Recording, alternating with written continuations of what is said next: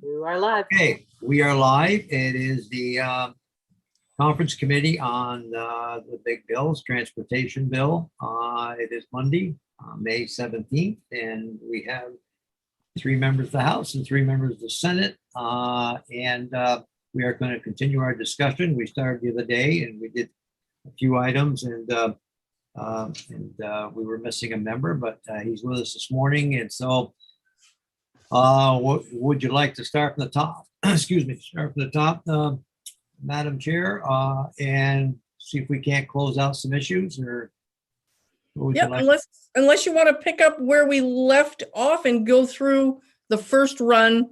Okay. And then come back. Is Okay. that, Sure, so, that's fine. Yeah. Anthea with us this morning? yes. Okay. Morning, senators and Okay, representatives. good morning. Good morning. Thank you. Sure, why don't we continue on, and then we can come back and start from where we left off the other day. Thank you. Sounds Sure. good. So we left off at section 10, which is the beginning of the incentive programs for the plug-in.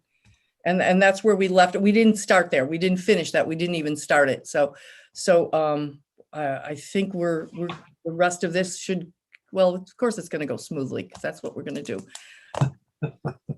All right, go right ahead. Representative Lanford, do you want me to go through it, or are you gonna? Well, I can go through it, Senator. If you, I can definitely go through it. And let me see where we were on 10. The House has no problem with 10 and 11. If Are we going to go on the screen? Are we? I can share my screen if. Yeah. Oh, I on the tracker, that would or be helpful. the side by side. I'll put the side by side up, and I will try and follow along with what section you're talking about, Representative Thank you. Lanford. Okay, it's on page 23. I think, there we go. Yep, starts right there. I think the Senate had, which, by the way, it's a much better name. It really threw me for a loop to have new, that it meant not a new program, but you did a really good job of making sure that it meant a new vehicle, not a new program. I will add, anybody just jump right in, because I can't see everybody on the screen, and I don't think any of us can, but just jump right in if we get questions, concerns. Otherwise, we will we'll adopt it and move on. Okay? That sounds good to me. So we can check off 10 is okay. Okay. We can check off 11 had no changes, so thank you. Okay. And that's okay. And section 12, we had a little more discussion in the committee around that. Let me see. It was earlier on. We were trying to keep up with you, senators, while you had the bill, so we wouldn't be too far behind on what was new.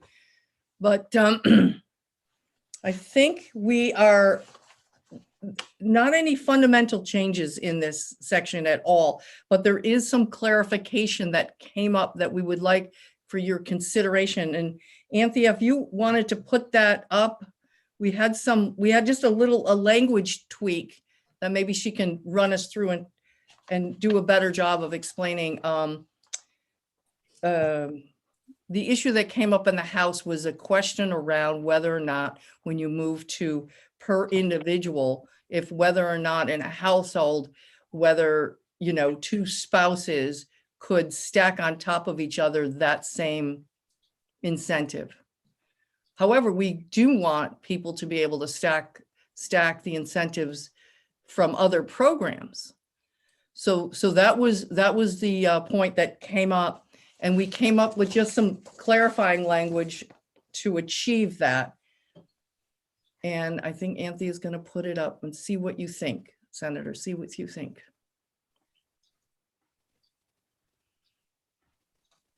There we go. So it's the part that's yellow. So Anthea, could you walk us through this, please? Thank you. Sure. So the first change is on page 3, and I will get this document to Lori so that it can be posted. And this is for the 5 incentives that are available for certain tax exempt organizations, the organizations that are providing Vermonters with transportation alternatives to personal vehicle ownership. And this is saying that the 5 incentives. They can be combined between the incentive for a plug-in hybrid electric vehicle at $3,000 or an all-electric battery electric vehicle at $4,000.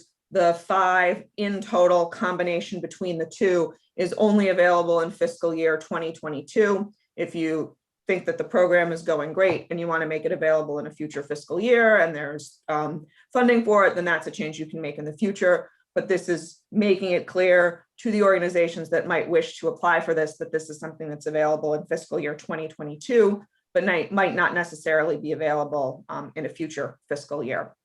The other change, and this is the stacking piece that Representative Lanfer was talking about, is adding new language to say that for purposes of the plug-in electric vehicle incentive program, even if there are 2 members, for example, of a household, a husband and wife, each qualifies for an incentive, they can't use those 2 incentives under this program for the same vehicle, but they could, much like there is language in the Replace Your Ride program, use an incentive from the incentive program for new PEVs and stack that with a Replace Your Ride incentive, or with that would be the only one where it would be stackable between those programs. So the new language on lines 15 down to 18, it's saying that the incentives would be provided and that they are in addition to any other available incentive, including through a program that is funded by the state, provided that not more than 1 incentive under the incentive program for new PEVs is used for the purchase or lease of any one PEV. So it's to make sure that you don't have same household using 2 incentives from the same program on 1 vehicle, but they could use 2 incentives from 2 different programs on 1 vehicle. And Lori, I will send this to you now. So that's where we were, and I don't believe that it is in conflict of what the Senate had intentions of, which was to make sure that in a household, if there's 2 people wanting to purchase 2 separate vehicles, that they would have access to the incentives, but not if they were buying just 1 vehicle, that the 2 could combine it on that 1 vehicle. Is that okay? Any questions from anybody on this one? Senator Percliffe? No, that sounds good. That's a good. Okay, All right, so we're good with that, and I think, you know, our committee was good with this too. So Okay. we'll add that to the mix and move on. The next one was section 13. Let's get to that, which was the mileage smart. And this is where some new things happened in a very positive way that we'd like, that since it left the House, here in the Senate, there's an additional 150,000 for the program. And then there's a 500,000 in ARPA. So we were hoping that maybe we could get an understanding of what that was doing. I'm Senator sure you Percliffe? must have heard something more, obviously, in the Senate of what was going on. So I don't think we're having, you know, we just want to make sure we understand what that extra money, we had heard from, I know that it came, I think the 500,000 from ARPA funds. Did that come on in the Senate amendment? Was that from Senator Probst? Yeah, Senator Probst added that in. And I don't know, I can't remember if they had any wording on it. They were supportive of the Mileage Smart program. Mhm. And they thought just more money was in there. They had money in there, and maybe Ledge Council can help me.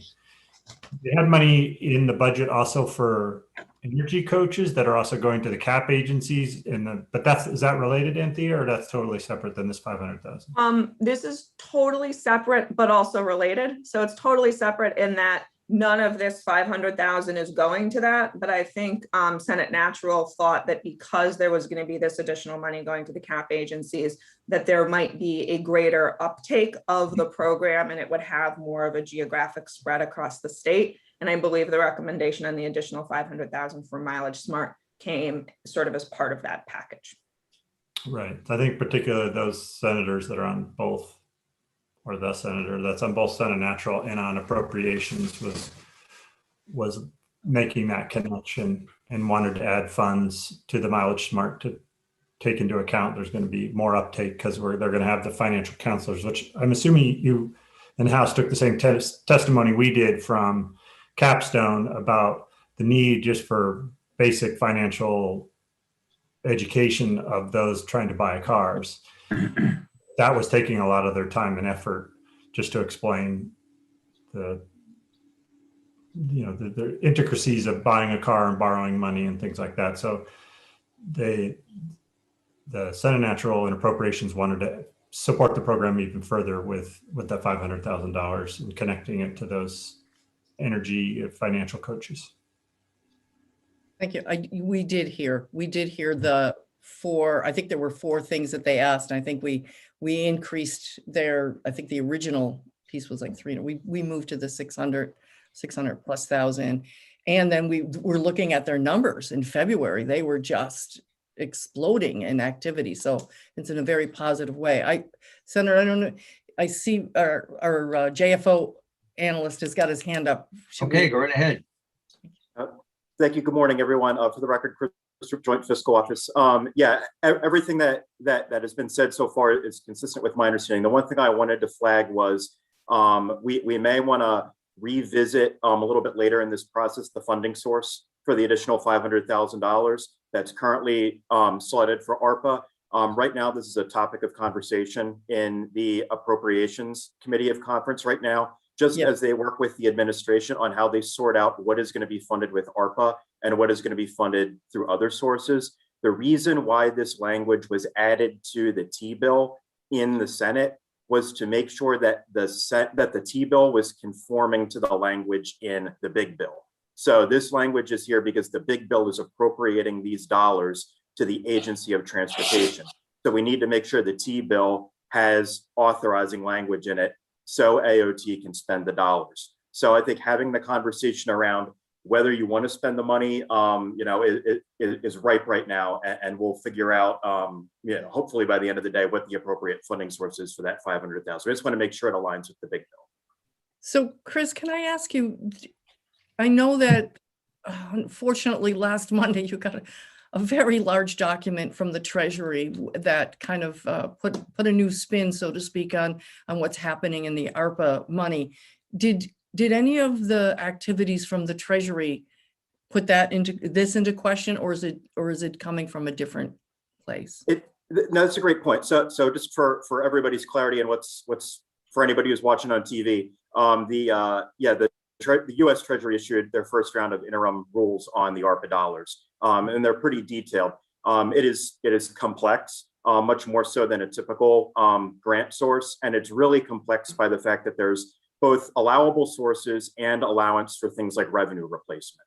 So this is a much more complicated conversation than saying, we want to buy 10 widgets. Can the federal dollars be used for widgets? So this is sort of reminiscent of last year's conversations around the CRF, where there's sometimes some swapping out of general funds and things of that nature. So this is a very broad sort of statewide budgetary conversation that's happening right now in the other committee of conference. So right now, this language that's currently in here conforms to what was in the Senate passed version of the big bill.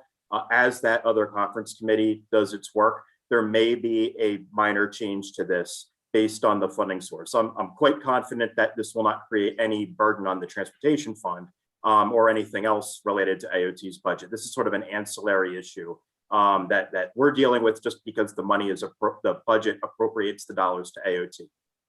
So I totally appreciate that. I'm glad that it's not a question of, which widgets right now that can be bought. That's not a transportation fund issue, but whenever there's an interaction or some sort of pressure put on AOT in any way to accept any grant, it's a pressure on the whole AOT system. And so if you could you maybe, Chris, because you've been close with this in the Senate conversations, can you help us to understand what is that 500,000 for? My understanding was this came through the Senate Appropriations Committee upon the recommendation and request of the Senate Committee on Natural Resources and Energy, they added this money in the big bill, which since the dollars are being directed to AOT to spend, Senate Appropriations, working with the Senate Transportation Committee, then had to add this conforming language into the T bill. So I don't have a whole lot more background on it. Anthea may. Okay, because it's going to AOT for a reason, and then it's going from AOT to Mileage Smart for a reason. And Right, and Anthea, that's because just AOT is sort of the custody of those funds for Mileage Smart. So they didn't want Mileage Smart dollars going to all these different agencies. right, so maybe you can, maybe, you know, there's a reason they're getting it, and I see Anthea's hand up. So if you don't mind, Senator, I'll call on her if that's okay with Right you. ahead. Yeah. Okay, Anthea, please help us to get a handle on what we're buying here. So this money is exclusively to be used for incentives through Mileage Smart. If the incentive goes out, there could be that up to 10% for administrative costs. I think there might be a little bit of confusion because this was sort of added in conjunction with that other language for capstone agencies. But this, both in the language in the big bill as it left the Senate, presumably in the big bill as it's going to be agreed to by the conference committee, and in the T bill, this is $500,000 to be used just like the $600,000 or $750,000 in transportation fund dollars for incentives through the Mileage Smart program and the available 10% administrative costs. So when you think about the two moving pieces, they are related, but this 500,000 is for this purpose, same as the 600 and 750, that there is consistency between the House and Senate versions. Okay, so let me just see if I've got this right. We sent over, I think it was 600,000, right? Correct. Okay, and so now we've got 600 in T fund dollars. 600 in T fund dollars, and now we're going to add in 150 in T fund dollars. Correct. And that is freed up in the Senate version through the increased maintenance swap with the federal highway money, the 50 million from the December bill. And that is going to incentives, or is that going for admin or incentives and admin, the 150? It's all for incentives, but just like the 600 in the House version, up to 10% of what goes out in an incentive is available for administrative costs. Okay, and then, all right, so we're combining it all. You're just showing us where all the sources are coming from. So truly then they're getting, what is it, a million something in a million two in 1.25 incentives, 10%. Okay, so it's all rolled in. Natural Resources said, oh my goodness, this is working so good. Now I can see their relationship because Natural Resources is caring a great deal about the environment. Okay, and so they see this as the program that gets to that point, and they are throwing their support with some heavier, with another 500,000 of ARPA dollars suggestion for the big program. Okay. And I get that's right. Thank And you. that's the Thank you. piece. That's the piece that might change to general fund dollars. Okay, because they're going back and forth on, okay. All right, but it's all going to AOT and that's why it's going that way. I'm sorry, senators, thank you for your patience while we or at least I get the big scoop. So I think at that point, we'll continue to question that or hold on to it. It's a big money piece or not, you know, but it's there, right? And at least we understand it. I'm comfortable now moving on. I know that you changed the eligibility on Mileage Smart in 14 from 80%, no, to eligibility based on 80% of the state medium income versus weatherization, which is, I'm going to assume, and I should never do that. That's why I asked the question. If left alone, I'm going to assume that was changed to make it simpler instead of having two different charts, because the weatherization, and Anthea, you correct me if I'm wrong, the weatherization had two different tiers for the state where the 80% is not.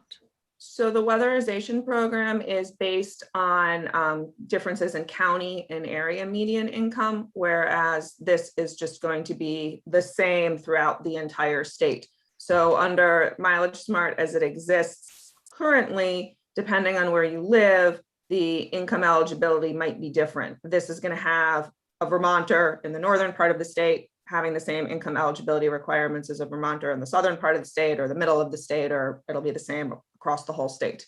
And the thing to remember with this change that the Senate made is that it is also carried through to the Replace Your Ride program, because Replace Your Ride eligibility is also one of the ways you can qualify is through qualifying for Mileage Smart. So the 80% of state median income will be the same for both of those programs if you go with the Senate version.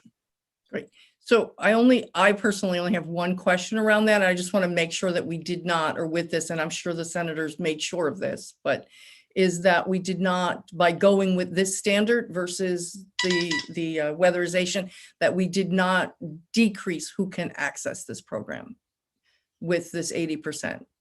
It's people who can access it now. We're not limiting that pool. It might have a decrease for parts of the state, like in Chittenden County, where there's higher median or county income. It might. I would need to look at the charts. My Okay. guess is that yes, it does. Senator Michelle might know. Senator Perchlik had his hand up, and Senator Perchlik, go ahead.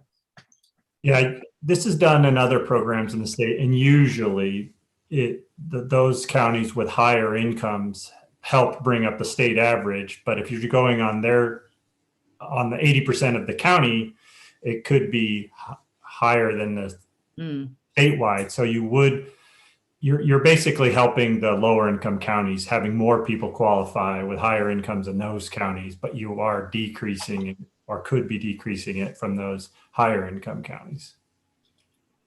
So overall, I think it lifts more boats, but then it lowers them. But there could be those folks in the higher income counties that it lowers, but it does also make it much more simple. So for like a website, you don't have to say, to see if you're eligible, put in your county. Just like here's the income, not click here and fill out this thing to figure out if you're eligible. okay. I like the simplicity of it. I just wanted to make sure that I understood that later on, as you very probably well know, that we will get emails going, what did you do? And now I can't access it. And then I go, well, I didn't know it was going to. You're always going to have that issue.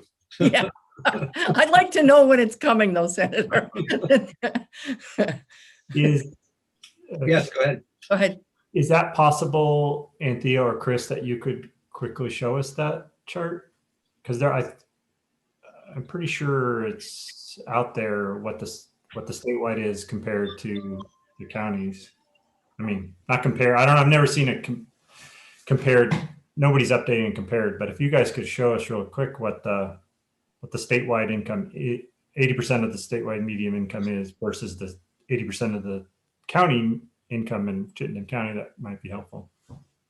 I think if you don't have it readily, and I'll confer to my team here, but, oh, there we go. Never mind. I was going to give you a little more time, Anthea, but. Well, what this doesn't have is the state median income. So that's what I would need to find. Oh, so this was. This is the weatherization chart. So it's more than two. It's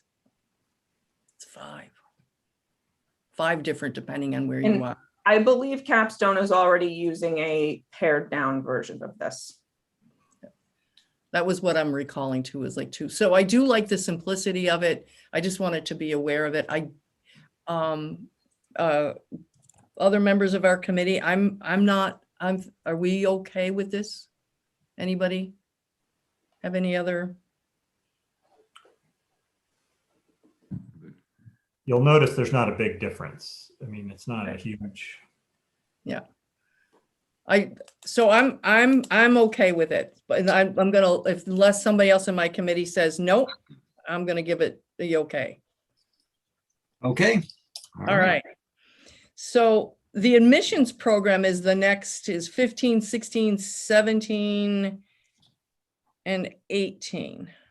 So I can say that we've got a question around 18's admin costs, which is it definitely haunted me afterwards. When we put together programs with a small amount of money for the incentive, when we're looking at admin costs that are just a percentage, it really, really hamstrings is probably maybe not the best way to put it, but that program, when our administrative costs are based on a percentage versus, what it takes to actually get the job done.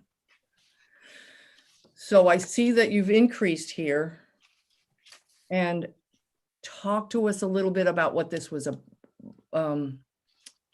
maybe I don't think I've got it wrong, but I think you've increased it so that they could put more money into the admin versus into the program, correct? So what the Senate did was they went with what DEC said they thought the program administration was going to cost. So that first chart that was presented to House Transportation, they went with that. Whereas you had done, for purposes of the startup costs and outreach education, you went with the original recommendation of 50,000. The Senate kept that.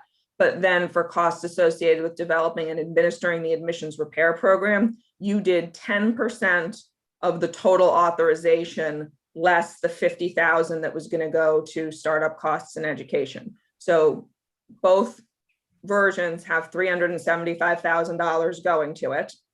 The House version has $50,000 going to startup costs and outreach education. The Senate version did the same thing. And then your version had 10% of the balance, or 10% of $325,000 going to costs associated with developing and administering the program. And the Senate version went with what DEC said it thought it was going to cost, which was $125,000 for those developing and administering costs, in addition to the 50,000 for education.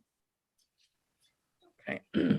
Thank you, Anthea. I think we're there at least on understanding what that is. I can say for expedience, because it's already 11 o'clock, that one we might want to kick around just a little bit is just number 18, but we're good on 15, 16, and so there's no changes on that. So we can definitely check off 15, 16, and 17. And the sheet starts to look a little fuller. And we'll hang on to that question. You also have the repeal of the waivers in 19. So if I'm recalling, Anthea, the repeal of the waiver was the original waiver that gave a year's opportunity for somebody to get the repair done. So what happened was, in the 2018 T-bill and miscellaneous motor vehicle bill, there was language that said the commissioners of the Department of Environmental Conservation and Motor Vehicles needed to establish an emissions inspection waiver program, which turned into that 1-year waiver program that exists now. This was after they got rid of the conditional passes. This would be repealing it at the end of 2022. So there could be a phase out of it. Okay. And this is something that was added by the Senate. It was not included in the version of the language that came out of the House. And I don't believe you heard testimony about it in the original batch of testimony that you got about the whole package of emissions repair program changes. So is it safe to say, because we combine them together, that there's some savings from that program, from eliminating that waiver program? I don't know if it's a savings so much as it doesn't comply with what the EPA is looking for, and they want to get their SIP approved. Not to be confused with the STIP. I always get my acronyms messed up there. So it does not apply. It does not, it won't be approved by them anyway. Well, I think that the EPA would like to see the state's program not include the issuance of the waivers. But I believe the DEC thinks that they can fill the need that is being met by the waivers with the emissions repair vouchers. Okay, thank you. So again, it's one of those things that's related, but only tangentially related. Yeah, this is that tension between, we want to clean up the environment right now, and where are Vermonters in their ability to function, and trying to balance those two things, right? So the repair program gets, if I'm remembering, it's like up to $2,500 for a repair. Did we have any money in there for education? That was one of my concerns, is that inspection stations, people, somebody's gonna go in there, gonna get their car, gonna be told, no, your car doesn't pass, and they are gonna call, they can't get to work. And they're gonna be immediately shut down. That was where my concern was, in that the inspection station won't know that there's, oh, you qualify for $2,500 for the repair. Well, so there is $50,000 available for startup costs and outreach education. So Yeah. it could be a question for the administration as to what outreach education is going to encompass. They're all- Usually there's good communication between the inspection stations and DMV. They always offer their advice. Yeah, now that they're gonna get potentially over the next year, some new machinery there's some, Next January, yeah. yeah, that we can print it out on the label or something. Yeah. All right, I think we'll definitely chew on that. I think we understand it. And then I think if we want to move on to the next, replace your ride was just we had a question. Of course, this was something that was supported by many people, both in a bill and the administration and all around. I think committee, we had a question was around the safety equipment in 20. That's it. I think it's just, section 20 about the allowance. There it is. Purchase of a new or used bicycle, electric bike, good, thank you, or motorcycle that is fully electric, and the necessary safety equipment. That was where we got just a little hung up on what that necessary safety equipment would be, and how much is that gonna run, do you think?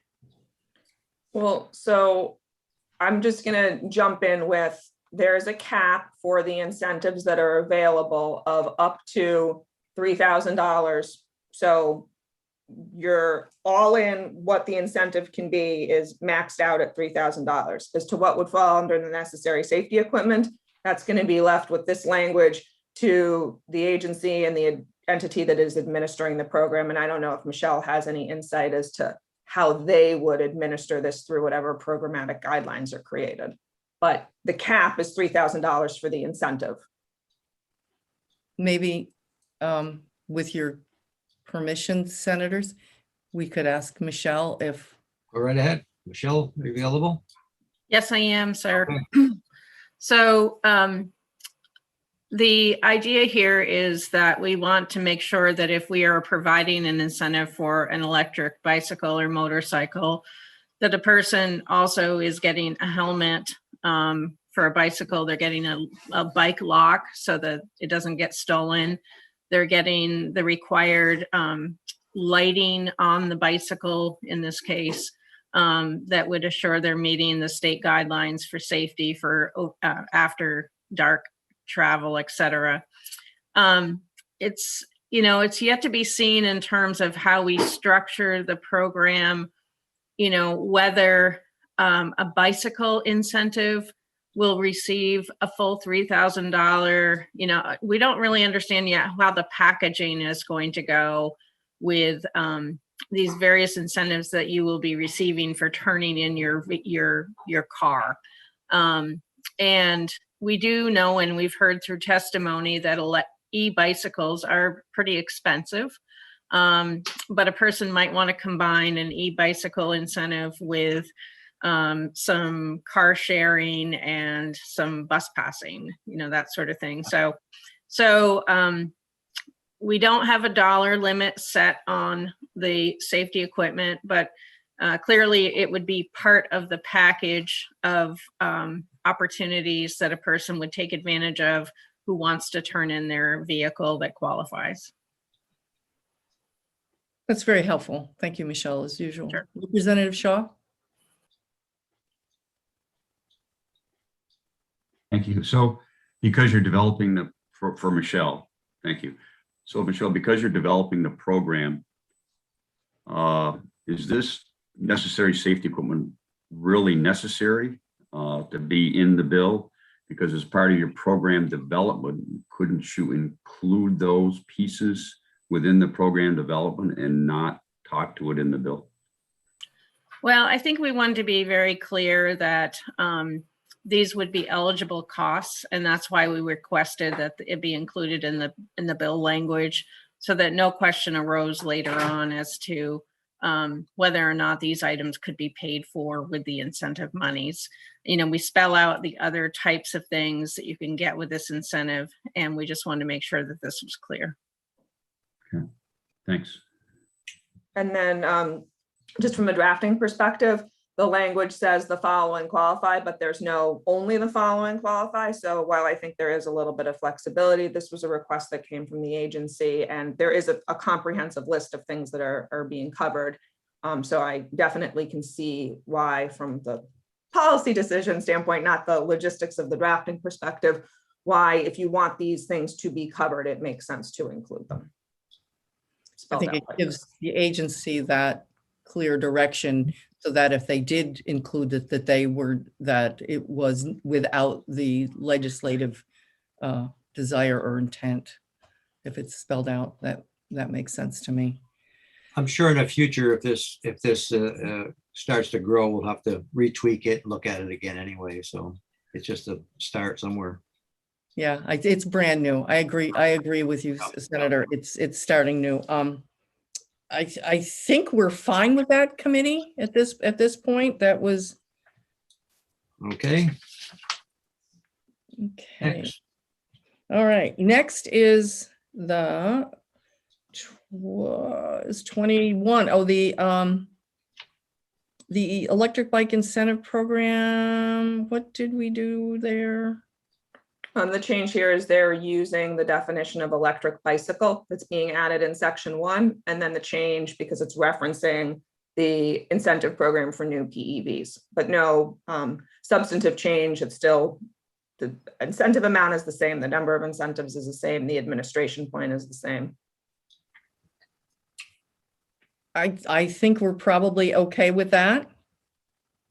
For purposes of my tracking sheet, when you're saying probably okay, is I'm that going to say okay, probably check mark. It's in red. So I'm gonna, unless somebody else on my team speaks up right now. okay? So I'm marking it as House agrees on my sheet. Yeah. Okay. So I've got my, Obviously, this isn't set in stone, but I want to make sure I'm tracking it. yeah, I have my tracker that I was like from the other day. And so as Anthea, and I don't mean to waste our time, sometimes what I do is I switch colors for the day. So I know that this was a Friday decision versus a Monday decision. Wow. When it's marked off, okay, I know I'm a little, don't. All right, so 22 is the grant program for the multi-unit housing, right? Yes, So- the charging stations. Everybody loves that. We have a question around the narrowing of, and I think you could go to the next, what is it, section 22. Right, it's up there. I have it up on the definition Oh, sorry. section, but the Okay. Senate version has it for multi-unit affordable housing and multi-unit dwellings owned by a nonprofit. All right, That's so the difference in the entities that are eligible. So this would, senators, this is where the House was feeling that we got a sense from your definition change that it narrowed who was available, who it would be available to is in this pilot. And we were feeling that we were, in this case, wanting to have it as broad as possible because it's a pilot, to have as much data come back after a year to see where this might be desirable. So by, Senator Pertlick can fill you in on the details. Yeah, our concern was if you had some multi-million-dollar condo development getting public taxpayer money to put in charging stations for those kind of entities, when we thought maybe the goal was for the multifamily housing that are run by nonprofits, that there would be enough demand and for those buildings, and we're building more of them with other housing investments we're making, so that there would be enough need just to focus on the low income affordable housing developments without subsidizing, the very high end Other, multifamily housing. I see where you're coming from, and I truly appreciate that. And you probably are, you're that quickly that environment or that will absorb all of the money. We were just feeling that we wanted to make sure that that they had the widest range, because if we come back in a year after this pilot, we want to know where in the state would have or wanted to be invested in and maybe couldn't have been, and maybe we pick up from there. And that was where we were coming from. We see where you have a priority for this direction, but I didn't want to just close out, because there could be communities that don't fit that at all. And I guess I'm coming from, I really would like to have the greatest opportunity for people, so many of the renters and condo owners don't have the ability to charge at home. And as you know, I know the 80% is charged at home, and it's blocking them from going to that next direction. And that's where we were coming from. We want to be able to give as broad an opportunity for this as possible. It's only the first $1 million. First, I'd say first. All right, in this area. Senator? Richard, go ahead.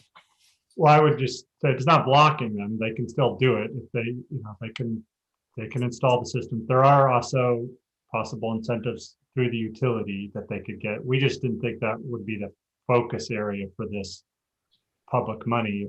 If it turns out that there either isn't enough need in the affordable multifamily housing, that we could then open it up, but we should start there. We just thought it was going to be hard if it's multi-million-dollar condos getting grants to put in charging stations, that's a hard thing to defend. You wouldn't be doing charging stations in those locations for some kind of strategic build out of the EV infrastructure to allow longer trips, because that would just be charging at home. So we just thought for maximizing those dollars that it made more sense to focus on those places that couldn't afford to do it otherwise. So are you open to saying that the priority is this group first, and then if there's anything left at a specific point, it could be open to something other? I do agree with you. There is, the people with lots of advantages of having opportunities and staff to look at grants get there really, really fast. It's the same thing with towns when we talk about structures and other grant opportunities, that they don't have the infrastructure within their communities to be as aggressive. And so I do like to set the table to say, this is who goes first. And because that's our priority, but then take a look at it in the broader picture. I don't know if Michelle, if I may, Senator, if Michelle, if you would be willing to, I don't know, have that bifurcation of the pilot, because the pilot is what's going to be giving us the data the next time to where we want to go next with this. Yeah, I would say that, that could occur. This is going to be a complex grant offering to set up, just in terms of working out some of the details, providing the technical assistance needed, et cetera. So, I guess the reason I'm hesitating is I don't know how soon we're going to be able to make the offering after we've set up the program, and then how much time we will have before, the end of the fiscal year. I mean, I guess we could say that, starting in the fourth quarter of fiscal year 22, if no more than, 50% or maybe 75% of the resources have been allocated, it could be opened up to other requests. But Anthea, it looks like she might have some ideas. If it's something like that, you could ask for a report back and deal with it in the Budget Adjustment Act. Yeah, I'm also just concerned that that might still be too soon for us to understand what the demand is. And until we make that first, I guess maybe after we've like made the first offering for folks to participate in the program, if there is not more demand than resources available in that first offering, then the second offering could be opened up to a broader audience. That might be the way to do it. And I can put a spin on what I said. You'll be back in the building, I think the physical building at that point. So, you could ask for a report back and then see if you think the program needs to be changed mid-fiscal year. Does that satisfy this people that, I think, because we're trying to figure out where we're going to go in the future on this without making sure that the priority is to this direction first. Any concerns out there? Any questions? Senator Perchik? I think I followed that, but I guess I'd want to see the language of what we'd want it to be a little more than a priority. Like you would, like, I think what Michelle said, I agree to, like you make a solicitation to the affordable housing development. And if there isn't enough demand there, then you could open it up after that. I think that's, as long as we feel confident that there was enough time and, outreach to those communities that we feel confident that there isn't the demand there, then it could be opened up. So from a drafting perspective, and this would be a policy decision for you all to make, I think you could go in two ways. You could either say, at this point, reevaluate it and have criteria, or you could just ask the agency to report back by like March 1st as to how uptake is going without making any changes to the programmatic structure that you have on the page right now.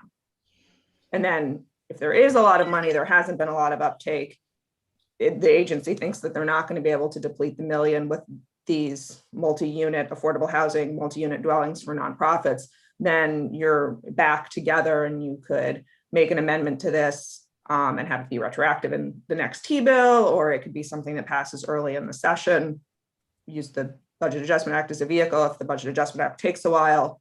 But with Michelle saying, if this is something we're going to do, we're not going to do it until the latter portion of fiscal year 2022. It makes it so that it doesn't necessarily need to be a decision you make now, but policy decision for you to make. I agree with that, but I do know that the slowness sometimes we can move pretty quick, but it's also the intent of what's going on out there in the world that gives Michelle and those that she's speaking with a clear understanding of where it's going to go in the next step. Because if we wait to say, oh, well, look, and then she won't have the data to say that this is, these are who might benefit from it at the next level. So anyway, for timing places right now, bigger committee here, are we okay with, Anthea, do you want to maybe put together something? I would feel personally that giving Michelle the ability to work through it all the way through next year. And if there's a problem, if she comes back and says we went through the whole $1 million and by August, then we'll look at budget adjustment and maybe expanding it. But I would rather give her the flexibility to have the intent going that this is the priority until a point, and then allowing her to open it up in the second half. Okay, so Representative Lanford, it sounds like what you want is for there actually to be language in section 22 that says if on X date Y has or hasn't happened, then Z can happen. And you That want would be that would be my take, because then it takes the budget adjustment process out of it and takes this out. And the agency has the ability to have a clear direction of when and where if anything else is going to happen. And they may be totally depleted of any of this money, and all of that would be mute, and we'll actually be looking at the putting it as a permanent program next year, maybe.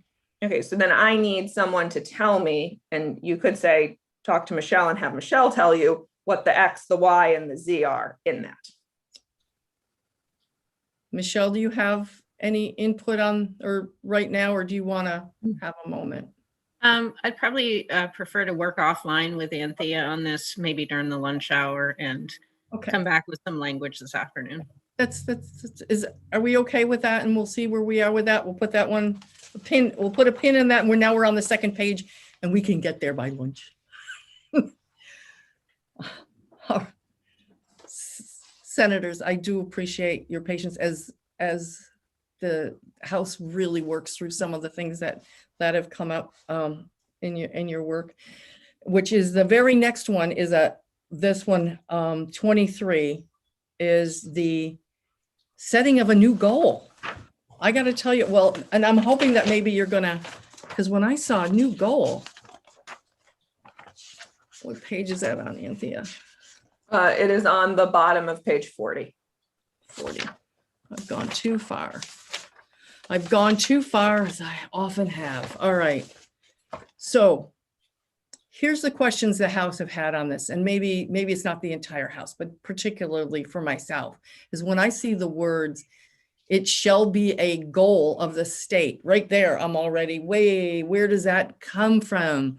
We've got goals and objectives and committees that work long and hard, and a climate council and people before we make a decision on a goal. I can remember multiple years of long floor debates on what the state's goals were going to be. So I was really, really hesitant about going beyond that first goal. And maybe you can help me to understand, was it just a priority for the year, or a goal for the state is a big step?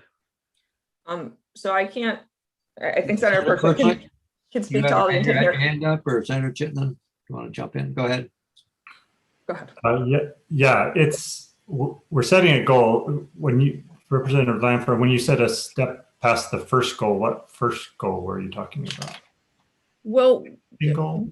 we have a lot of goals that the state has put out there for greenhouse gas emissions and other goals of how we're going to structure, or, there's been, at least I thought we've had a lot of really good conversations, long-term vetted, fully vetted through entities about how Vermont is going to structure the next steps of approaching. And for me, I was thinking a lot is going to be coming at us, particularly next year, well, at least I hope it is, out of the Climate Council's recommendations. Right. And that there are people trying to figure out, looking at where is it that we should best place charging stations in the state, other than, oh, gee, I want one at my corner, which I'm not saying you're advocating for. But Right. sometimes the hardest thing is to take some of our objectiveness away and say, where is it best placed for the state to have these versus something. So that was where I was coming from. And I thought it was, when I got another layer down, 5 miles from every exit. Well, I don't know. We don't have any exits on pretty much most of the state. So I felt like it was limiting where the investments could be made. Does that make sense? Well, I don't know where the last part didn't really make sense to me, because if you don't put on the exits, I guess you could put them also along the interstate if the federal government changed their rules. But right now you can't put them actually on the interstate. No. You'd have to put them at an exit. But I think I get your overall point. And, the governor had set a goal of 30 miles, that there would be an electric charging station within 30 miles of every Vermonter where they lived, as just a circle drawn around them as the crow flies. So we were told that we met that goal, or we'll be meeting that goal with the deployment of the charging stations we have on paper. So the idea was, well, now that we've met that 30-mile goal, what would be the next goal? And so this would set that next goal just for charging stations. It doesn't set it for any other greenhouse gas issues. It's just saying that, like gas stations, when you get off of the interstate, that there's going to be a charging station. So you don't have to think, should I get off at exit, this exit or the next exit? Just like, you basically know when you get off an exit, there's going to be a gas station almost all the time, pretty close to there. So that goal would be for the interstates that if you get off an exit, you're going to find a charging station, a fast charging station, because you want to get back on the interstate and get where you're going. That, and then the 50 miles for the for other along the state highways was just arrived at what we thought was a good number, kind of based on the 30-mile goal of saying for fast chargers. And talking with the Agency of Transportation, they thought that was a good goal to reach for, and we went from there. So we're open to if you have changes to those goal numbers, but we thought it was good to, now that we met the goal that we had, to set the next one. Yes, Anthea, go ahead. So, thank you. And just jumping in with two things sort of from a drafting perspective is this isn't a fiscal year 2022 thing. This is we're starting now. This is the goal. Report back with a new map every year, just so the General Assembly can see how the agency and the state is going in terms of meeting the goal. And also nothing in here says you can't have charging stations in other locations, much like the goal of within 30 miles of every residence didn't stop there from being charging stations that were closer than 30 miles from every residence. So this is not prohibiting charging stations from going anywhere. It is saying this is the goals that this language is creating, and we want to report back on where charging stations are. And these are the fast chargers. So that's a distinction from the level 2 chargers.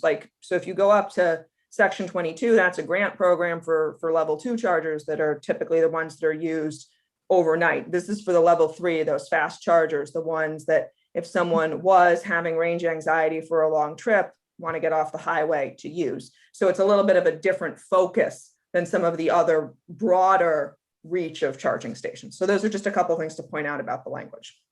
I suspect in the future, you're going to see a lot of charging stations. There's going to be a lot of businesses going to want them to bring people in like they do now with gas stations. The big issue with us, I think we're all in agreement, is how do we get our revenue out of them for gasoline purposes, tax that we're doing now. We all have to concentrate on that. But as far as convenience, this be a growing thing. As we know, electric vehicles are coming fast, and they're going to come faster, and people are going to want to drive people into their business establishments. So you're going to see them all over the place.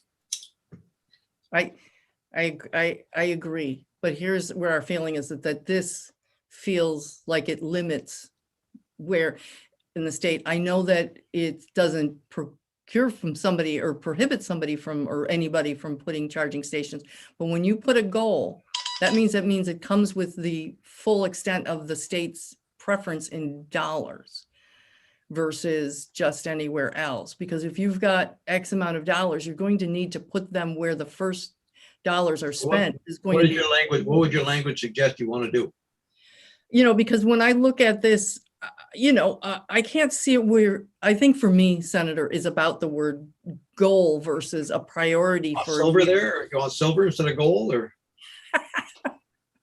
bronze priority for a year, because so much of the state is not included in this. So I feel like a Route 4, Route 7, Route 9. What's your suggestion?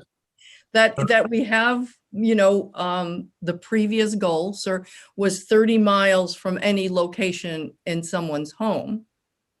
That maybe a goal could be something, and I'm just throwing this out there, and I have no basis, which is why I don't, because I like to base it on some sort of fact. That maybe we could have it within 15 miles of anybody's home. But this is going to change. This is going to change dramatically. We're trying to plan for the years to come, but this is going to change on a yearly basis. Right. And I know that the agency had put out where actually the corridors, the federal dollars are going to come in for those 4 other roads that we may have been approved. And Michelle has her hand up. Yes, Michelle, go ahead. Put it in Addison County, put them every 10 feet apart. So just to clarify, the language does place these not only along the interstate corridor, but every 50 miles on every state highway. Okay, so that's every place in Vermont. And the activity the agency is going to be undertaking, due to the fact that we're going to have access to tens, if not 50s of millions of dollars in charging station monies coming from the feds.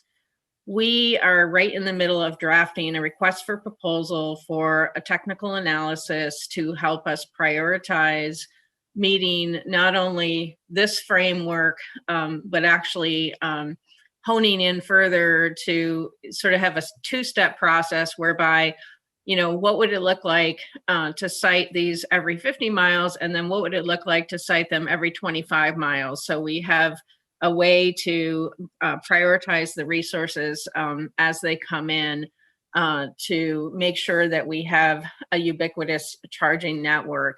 And we absolutely need to do this in order to be prepared as the resources come.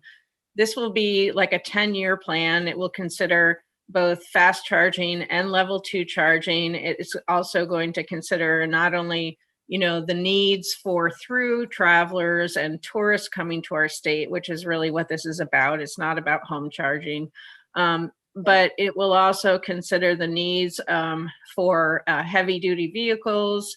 It will consider the needs for the transit systems, and it will consider the needs for aviation electrification, which is going to be another part of how we move forward. So we will have, if all goes well and we can get the work completed by the time we come back to the legislature in January, we will have a pretty comprehensive analysis of what we see as a prioritization of these resources to continue to move this effort forward. So hopefully that helps. It does help. And I Quickly. Go ahead. Go ahead. And yeah, I just wanted to point out that we did go back and forth and that the agency did, send this around to their network of folks working on EVSEs that, it wasn't just, we just picked it and then sent it over. There was some analysis on this. And I think it's going to help Vermont to have a goal. Like we could quibble whether it's 50 miles or 75 or 35, but I think setting a goal is important for the state to apply for federal grants. Is like, look, Vermont is serious about this. Here's our goal. It's an aggressive goal. I think that helps bring investments from other EV charging companies and these grants. So I think it's a valuable thing to do. And I don't see a downside. I mean, because we're not forcing them to make this a priority because there's other goals that the state has. And Right. trust AOT, if they had funding and they had to meet some other goal, that they would, make that decision.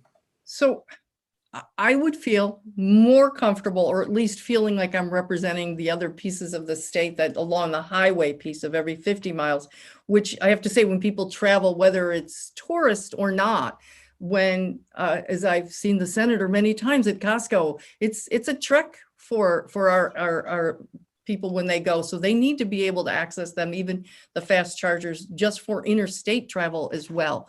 And as much as I love the highway system, every 5 miles off of every exit, some of those exits are only like 5 miles apart or 10 miles apart, which is, I'm not saying is bad. We get a lot of tourist piece of that.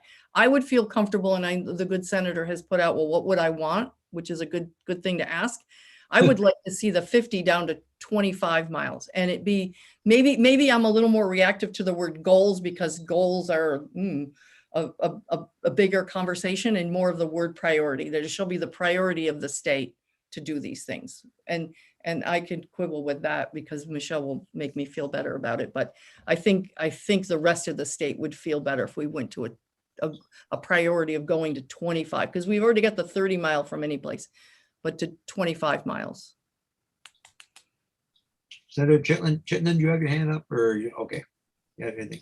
Okay. The Pershlik does so. Okay, I can't see him. I'll go ahead, jump right in. I did think of that about the 25 mile, just in my experience of different electric vehicles I thought it would be good that it's within 25 miles, but that's why we picked 50, because then you're never going to be more than 25 miles away from one of those if you're at a stopping point, because you're always going to either be 25 miles to the one there or 25 miles to the one there. You're never going to be more than 25 if it's 50 between each station. So in a way, I think the way I thought of it is wherever you're on a road, you're never going to be more than 25 miles away from a charging station. And these are the fast chargers. Mhm. So I think trying to get them every 25 miles is just going to be really difficult. And that's 12 miles, every 12 and a half miles, you would not, you'd always be within 12 and a half miles of a fast charger. And I'd say at this point, that's just. So here's a real life example. Fast chargers are out there, and I've got people that use them when they have to go do errands, longer term errands. They don't always all work. And this is real life. They go to one, they've driven all the way to Williston from Chittenden, all the way over to Williston to get to that, and it's not functioning. And they leave there and they go to another one, and they've been to 2, 3 of them before they found the one that worked. Now I don't want to discourage that, which is another reason why I like to see them a little bit closer. Well, what's our problem not working? That's the problem we got to resolve. That's a whole nother issue. I don't care how many miles it's going That's to a be. separate problem. I mean, That's a separate if you want to problem. add It's not gonna work wording anyway. in here that says that it's a goal that all the charging stations are working. I think that's a legit That's going to be corrected. concern, because it does happen. But I think that's also just part of It's part of the range anxiety, which is where, the curve of the technology. They're going to get better and better. We're going to have more of those available. So I would just say, if you could be comfortable with, even if, 25, 30, it's 30 miles of everywhere, but 30 miles, every 30 miles along that piece would be of a comfort. I'm not against it, but I just, from your opening argument about, there's a lot of, we want to make sure we're doing this with some kind of background or some kind of reason. Right. And I'm a little reluctant to say 35 because it's a lower number than 50, but my understanding is Michelle went back and kind of, sent around the 50 mile, and then the experts that she talked to and people within AOT that are working on this said, yeah, that's a good number. If she wants to do that with 35 miles, then I'm fine with that. But that I would like to have some people that are working on it say that's a good number or not. Let's think about that a little bit, because I think that's, I don't like it. If they're not working, we could say that about gas pumps or whatever. So, Yep, it's true. The phrase Anyway, you can't all get right. there. Sorry. Go ahead. The phrase you can't get there from here comes to mind. And just because it might be, 50 miles within a radius, there could be a huge mountain preventing you from getting there as the crow flies. So I'd love to have the VTrans come up with language for this priority that seems to make the most sense. I'm not against anything you said, Representative Lanfear. I just always look to the people on the ground, so to speak, that know how roadways and terminology might best work to meet these priorities or goals, whatever we're going to call them. Okay, we'll come back to that one. We'll come back to that one. I think we're coming into some 24. open road here. Open road is sailing right now. So 24 is the zero fare public transit. We don't have any issue with that, but there is a piece in there that we had testimony, because from the time that it passed the Senate to the time that it was presented in the House, this vote, I think Anthony has already got it up on the screen. The language that says, and provided that such use is first approved by the governing body of the transit agency. That has occurred, and Green Mountain Transit has assured us that we could take this out. If you agree, senators. Where's our expert? We have Senator Chittenden. Go ahead. So yeah, if that's now the information that we have, that makes sense. Sure. I just know that with GMT, they have the buses that only have one entrance, and the large reason to go zero fare transit was to allow for a flow through the vehicle. So they just wanted some flexibility. But you've heard from John Moore to this point, and he does not need it. Yep. So they've actually already had that vote, and having that language in there now gives kind of an odd sense that there's another step. Madam Chair, you're winning everything here today. Oh my God. Phew. Does it end? Okay, go ahead. Senator, that's why we work together so well. So the next one is 25, which is that's no changes. That is okay. Right, finally. 26. Oh, we just have the question on 26 is the PV rate design, offer versus implement. Interesting. Well, we don't have to go in on that too long, but I know that we've heard back from our, or at least from the chair of energy and technology, who, by the way, that they were just terrific partners. Thank goodness on that whole section with us. That took a lot of testimony, ran it by them, and Chair Briglin was okay with this. If that's all right with you, we can, unless he's listening and otherwise says so. Anybody jump in any issues? No? Okay, Okay, and public transit electrification, fine, that's okay. The sign laws, okay. The site plan, okay.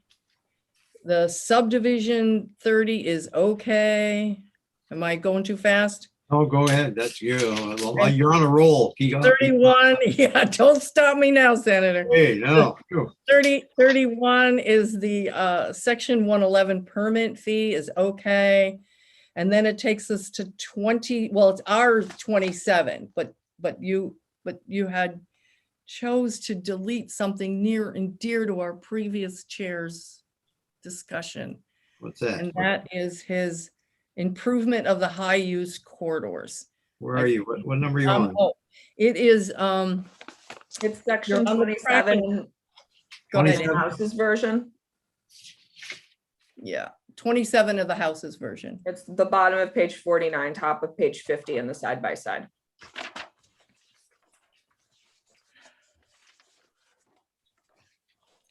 This is, Jared? you go ahead. I had a question on that. Go ahead. Maybe Thea or the House members can remind me, is B, I know A is kind of reiterating our current statutory emphasis on this, but is B adding things that the agency shall consider, or is that also repeating what they already need to consider?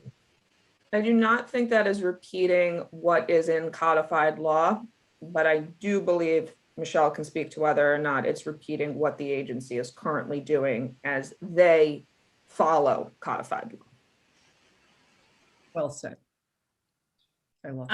If I may, Senator Mazza, yes, indeed, this reflects our current practice and how we undertake assessment of consideration for cycling and pedestrian improvements with all of our projects. Okay, Senator Chittenden, go ahead. So I might use this as a discussion point to fall back to something we talked about on Friday, just to connect the two. In our discussions, I recall in the Lamoille Valley Rail Trail that it was brought up that that language was just reinforcing practices already done and on the books, so to speak, with VTrans. And in that Lamoille Valley Rail Trail, which does connect to this one, we actually, right before that discussion, received correspondence from the Northwest Regional Planning Commission Executive Director Catherine Demetric asking for the Missisquoi Valley Rail Trail to be explicitly called out for the same practices. So it seemed that there was a theme in our discussions to just not have language that would be unnecessary when we're already doing it. That's where I would want clarity from Michelle Boomhauer, who I sent an email about this language in section 27, that none of this is new. This is what we're already practicing and doesn't need to be in this legislation, but it doesn't hurt if it is because it's not excluding anybody. Right. And I just know that it was important to particularly one of the members, and we just want it for his sake to be able to emphasize that this is happening, and we agree that it's not anything new, it's just stating it again. But to your point on the Lamoille Valley Rail Trail is not being done now, or totally, to the extent that report, I mean, there's certain pieces of it, but the completion of it will happen in the next year or so. So it will have a new look. That's why the report came out with it and why we were so at least concerned that we know they're going in that direction, but wanted to make sure that when that comes of opening of the 93 miles that they consider that as a totality as part of AOT's budget. You know, I do recognize that sometimes we do emphasize what's already being done again. And I think it just helps because there are things that go in the back. So I would just ask for your consideration because of the the members' request, and it's important to him that you might want to consider retaining that. Okay, But, and it Right. kind of goes, all yes, right. Okay, fine. okay, thank you, and from him too, thank you. So it's being added. That's where you are? Yeah.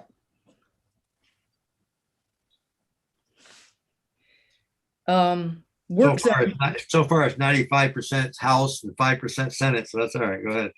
that's good. Well, I don't know, it's because we went through your note, with your other pieces. No, Well, that's all some of right. them- No, yeah. You're rolling us, you're good, you're rolling us, that's good. All right, so the work zones was just the findings. We just, like you said, we just, the findings were out there, but the summary was put in, and it's just, it's sometimes for us, it's just helpful to have the findings just in there that says this is why we're doing it for future legislatures and leg councils. I'm sure that it must help when there's some findings in there to what's being done. But that was where we were on that we would at some point want to ask to have, it's just clarity. And then I would say that the next one on the transportation equity, the something that you added was actually quite an improvement. Thank you. Wow. Yeah, Phew. I wish I thought of it, God. Senator, Eh, because it has been received very, very well by everyone. And thank you. And We're all speechless. okay. It is good, actually, and maybe in the timing piece, but it's actually quite a nice piece. Thank you. What about the next one? 34? 34 is a brand new. Wow. Okay, New Haven. You don't want that one, do you? Well, I don't hate it. We just have questions. It wasn't in our budget, and help me, or maybe just for the record. Go ahead, Michelle, would you handle that for us, please? Yeah, here we go. Yeah. So this came in very late in the process, and it was, I think, down to the last week of Senate review of the T-bill before we had all the information together and available to put this request in. The cost estimates for moving the building have been hard to pin down because, as many of you are aware, the town had to go through a process to determine where the building would move to and what kind of facilities would be needed at the location and what the end use of the building would be. And so they worked diligently on a very fast pace for a project like this to determine that in the end, the viable site to move the building to was a place in the village that was near to the town offices. And I believe there's access to sewer and water there. And so they had that all pinned down. And then in terms of the use of the building, it would be for a historic railroad museum. And excuse me a second.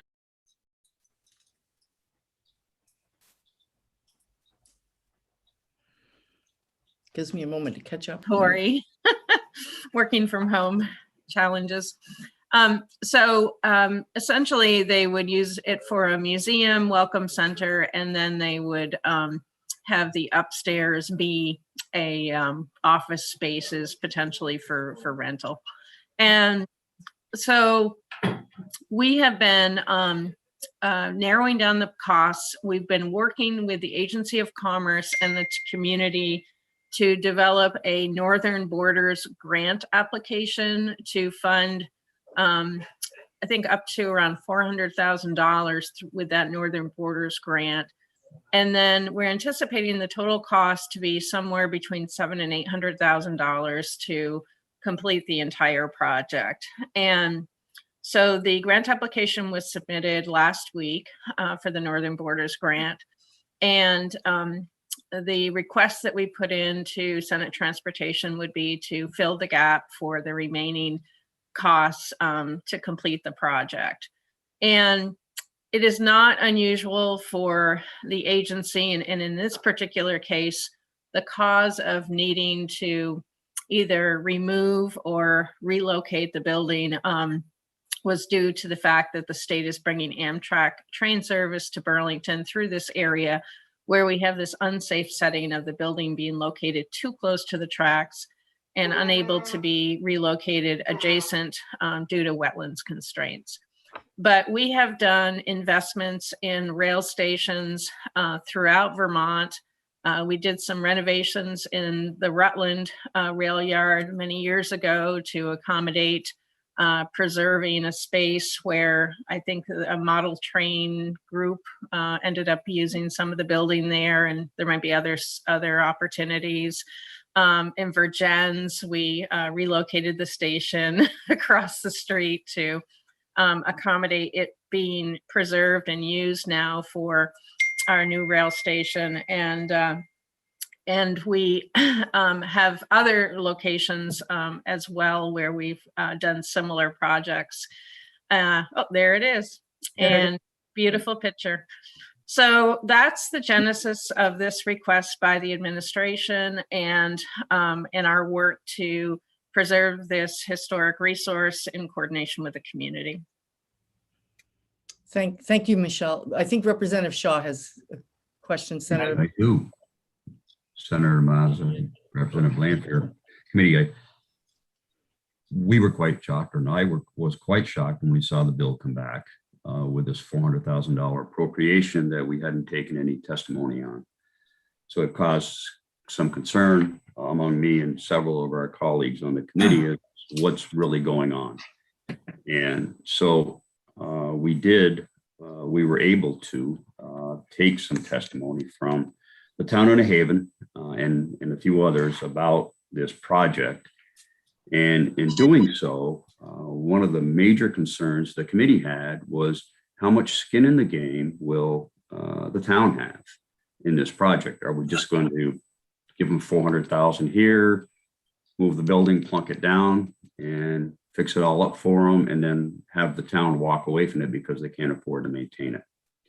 So that's given us some real second thoughts about is this it's always a wise investment to save an older building that has some historical significance, but this building is not uniquely historic. So it's an old train station.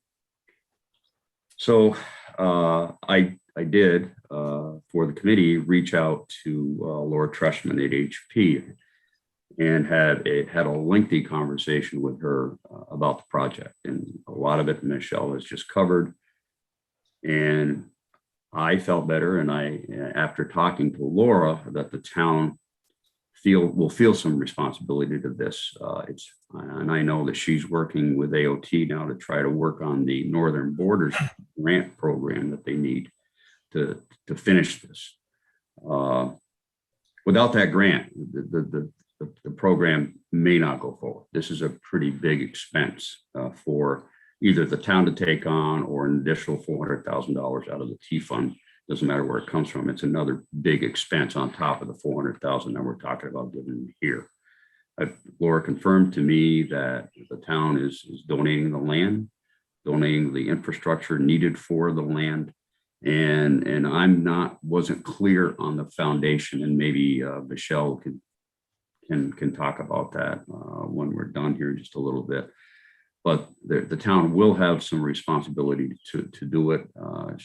We heard from the town when they testified that their feeling was they just may, we're going to give them all the money and they're going to walk into a beautiful brand new finished building. And then I hear from Laura that that's not going to be the case, which it's all hinging around this Northern Borders grant.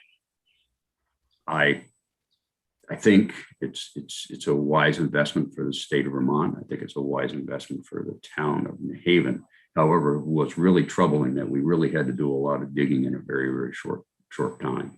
So I think that's and I think everybody has been under that particular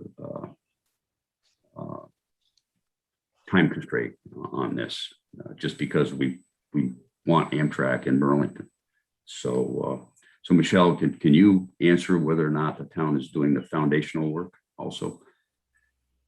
So Representative Shaw, I am not clear, and I don't know the answer to that, whether it's going to be as part of the grant funds. I would think it's going to be as part of the grant funds and not a separate activity the town is undertaking, but I just don't have that level of detail.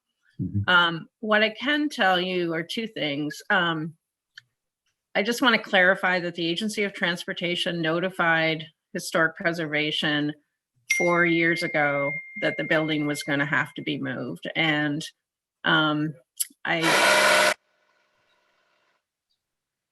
Oops.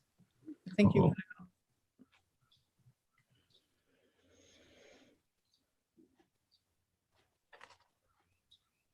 We'll give. Sounds like Whoops. something bad happened. There you go. compressor started unexpectedly here. So I'm just concerned that, people understand that this did come about more suddenly than we had hoped and planned for, but we're on our way now. And the other piece of information, I've lost my train of thought, no pun intended, was with regards to, the funding in the event the Northern Borders Grant doesn't come through. This project would qualify for a state infrastructure bank loan. And so we would have another mechanism to approach this with in the event the Northern Borders Grant is not awarded, although we feel pretty confident that this will be a good candidate for that program. So thank you for that, Michelle. And so should Northern Borders not come through, there's an alternative funding source, and you said it's a loan program. Whose responsibility is the loan to? Yeah, it would be a loan that the town would have to take on. Okay. You know, honestly, if the state is already chipping in the 400,000 or, whatever to fill the gap, and we're not able to successfully acquire the federal Northern Borders funding, then we would be looking to work with the town to go to the state infrastructure bank, which funds transportation projects at a very low interest loan. So we didn't get that feeling. I didn't get that feeling when they testified in front of our committee that they knew about that, because they were talking about having a beautiful building they could just walk into and not have a lot of actual money in the building. They're quite aware that they would have to do some contributing labor, but so Yeah. because if we're going to invest it, I would hate, and I think we all would hate to see it fall on its face. Oh, absolutely. And I'm quite sure it's not their preference to take out a loan if they can avoid doing that. And that's why we've worked with them at every turn to try and find resources that would fit this project on the project's intent.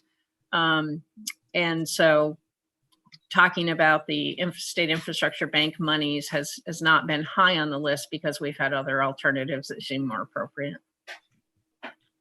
Thank you. Michelle, would the timing work out? I mean, this building has to be down or moved one way or the other by December, correct? That's correct. And we could move pretty quickly with the Vermont Economic Development Authority, which oversees the state infrastructure bank, to advance a project there if need be, should the Northern Borders monies not come through.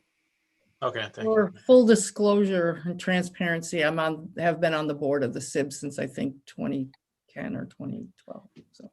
And so have I. You on the board. We're gonna at least there's many board members who will have background knowledge of what this is, but it won't be starting from no knowledge if it comes to that. So Senator Mazza, we Yes. have ineffective dates, which that's neither here nor there at this point. It's 12 o'clock, which I think we've achieved at least a good first walkthrough. Would you entertain to take an hour and a half lunch? I have a rules committee at 1 o'clock. So probably, that'll last, I'm hoping a half hour, maybe between 1:30 and 2, like 1:45, we could do that. I think committee, that works. I do know that Alright. one of my members has, you know, who knows, we might be done by that time, but I think Representative Corcoran, you have a 2:30 or 2:45. 3 o'clock, but I can rearrange if we're still going. Okay. All right, so we'll, 1:45. Do we go back on the same numbers for Zoom or Yes. same ones? Okay. Yeah. Okay, so unless there's further comment, discussion, we'll reconvene at 1:45, okay?